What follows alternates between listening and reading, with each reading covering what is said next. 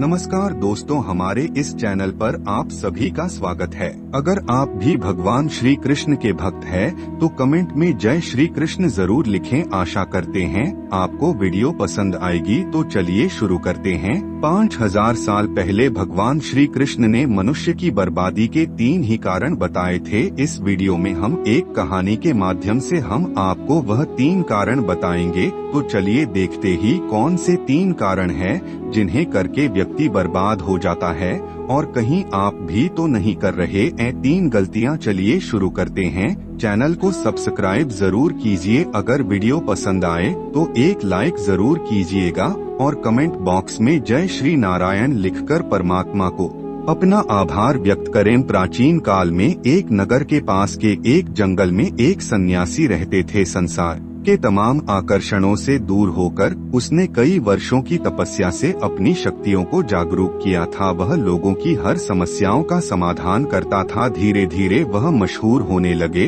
और यह बात राजा को पता चली। राजा ने सन्यासी से मिलने का फैसला किया और वह सन्यासी से मिले। राजा सन्यासी के बातों से बहुत प्रभावित हुए और उन्हें अपने राज्य में चलने तथा महल में रहने का आग्रह किया। सन्यासी मान गए और राजा के साथ उनके महल में रहने लगे। कुछ साल तक सन्यासी वही रहे। एक दिन राजा और रानी को पड़ोस के राज्य में जाना पड़ गया। उन्होंने एक नौकर को सन्यासी के भोजन आदि की जिम्मेदारी देकर निकल गए। एक दिन नौकर बीमार पड़ गया और आया ही नहीं। सन्यासी को खाना खिलाने वाला कोई नहीं था। वह इंतजार करता रहा और अंततः वह गुस्से में लाल हो गया। तभी राजा और रानी वापस आए।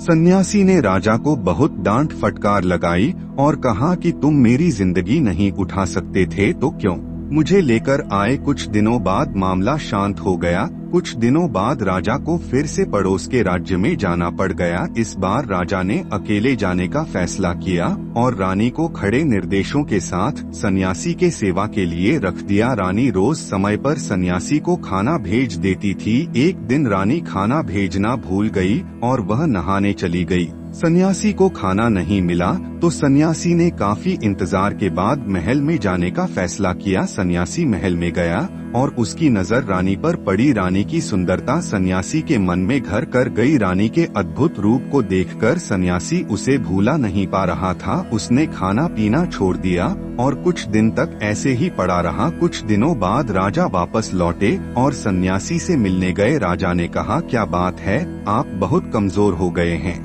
क्या मुझसे और कोई भूल हो गई है? तो सन्यासी ने कहा कि नहीं, मैं आपकी रानी की अद्भुत सुंदरता की मोह में पड़ गया हूँ और मैं उसे भूला नहीं पा रहा हूँ और अब मैं रानी के बिना जिंदा नहीं रह सकता। राजा ने कहा, यही बात है ना, मेरे साथ महल में चलिए, मैं आपको रानी को दे दूंगा। राजा सन्यासी को लेकर महल में गए। राजा ने रानी से कहा कि सन्यासी आपकी सुंदरता के दीवाने हो चुके हैं और बहुत कमजोर पड़ चुके हैं और मैं किसी ज्ञानी व्यक्ति की हत्या का पाप अपने सर नहीं लेना चाहता। क्या आप सन्यासी की मदद करना चाहेंगे? रानी ने कहा, मैं समझ गई क्या करना है और राजा ने रानी को सन्यासी को सौंप दिया। सन्यासी रानी को लेकर अपनी कुटिया में जाने लगे। रानी ने कहा कि हमें रहने के लिए एक घर चाहिए। सन्यासी ने राजा से कहा कि हमें रहने के लिए एक घर चाहिए। राजा ने उनके लिए तुरंत एक घर उपलब्ध करवाया। सन्यासी रानी को लेकर घर गया। रानी ने कहा, यह घर तो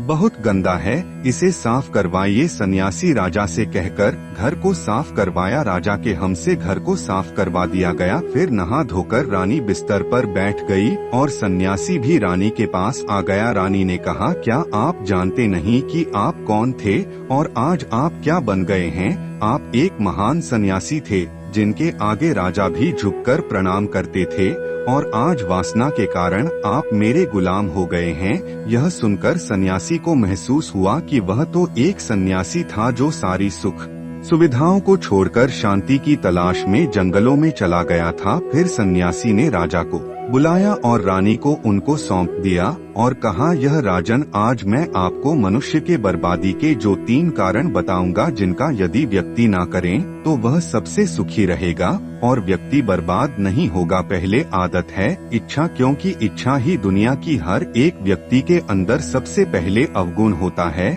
और जो व्यक्ति अपनी इच्छाओं को नियंत्रण में नहीं रख पाता है वह जीवन के किसी भी क्षेत्र में सफल नहीं हो पाता है, क्योंकि जैसे ही उसकी एक इच्छा पूरी होती है वह दूसरी की ओर बढ़ने लगता है, और दूसरी पूरी होती है तो तीसरी इच्छा उसके मन में जागृत हो जाती है, और फिर ऐसे करते करते इच्छाओं पर नियंत्रण न होने के कारण इसी जाल में उलझा रहता है और दुखी सकता है। इसीलिए राजन, जब हम इच्छाओं पर नियंत्रण का लेते हैं तो हम हमारे मन पर भी नियंत्रण का लेते हैं, और जब हमारा मन हमारे इसमें होता है तो हमें सुखी सुखी प्राप्ति होती है। फिर जो हम चाहते हैं वही हमारे साथ होता है। दूसरी आदत है वासना का जन्म हमारे मन में उठने वाली इच्छाओं से होता है।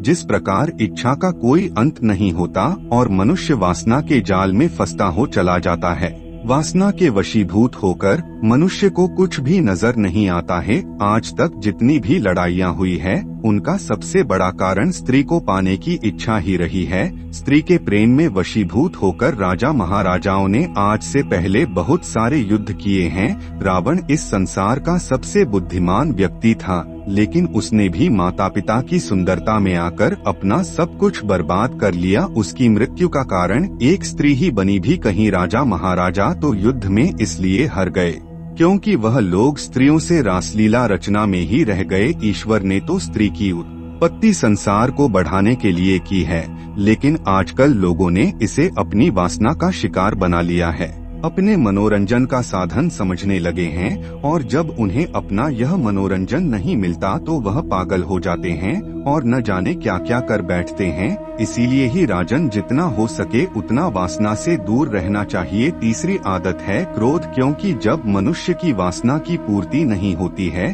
तो उसके अंदर क्रोध उत्पन्न हो जाता है, और जब व्यक्ति को क्रोध आता है तो उसे पर उसका नियंत्रण नहीं होता है, और फिर वह क्रोध में आकर कई गलत निर्णय ले लेता है। क्रोध हमारे भीतर तनाव को उत्पन्न करता है, और अगर एक बार हम तनाव में चले गए तो हमारा पूरा जीवन बर्बाद हो जाता है।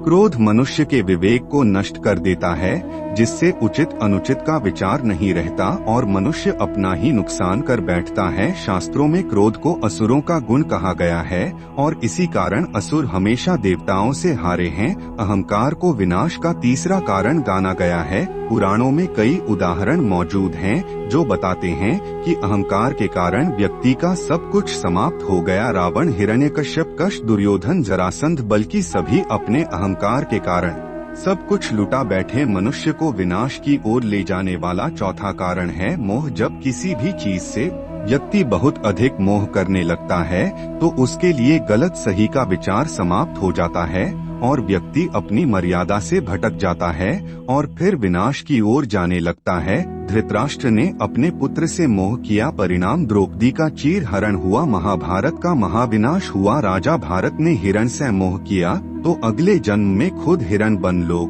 लालच पांचवा कारण है जो मनुष्य को विनाश की ओर ले जाता है। लोग मनुष्य से वह भी छीन ले जाता है जो उसके पास होता है। इसलिए शास्त्र कहता है संतोषम परम सुखम, यानी संतोष सबसे बड़ा सुख है। जो व्यक्ति दूसरों की संपत्ति को पाने की लालच करता है उसका सब कुछ नष्ट हो जाता है। इसका सबसे बड़ा उदाहरण महाभारत है। कौरवों ने पांडवों के दान का लोभ किया, परिणाम यह हुआ कि धन और जान दोनों का नुकसान हुआ। छठ कारण है एशिया। बहुत से लोगों में आदत होती है कि किसी की खुशी और उन्नति से मन में द्वेष उत्पन्न होने लगता है। आम भाषा में कहें तो मन में जलन होने लगता है। यह आदत भी मनुष्य को नाश की ओर ले जाती है।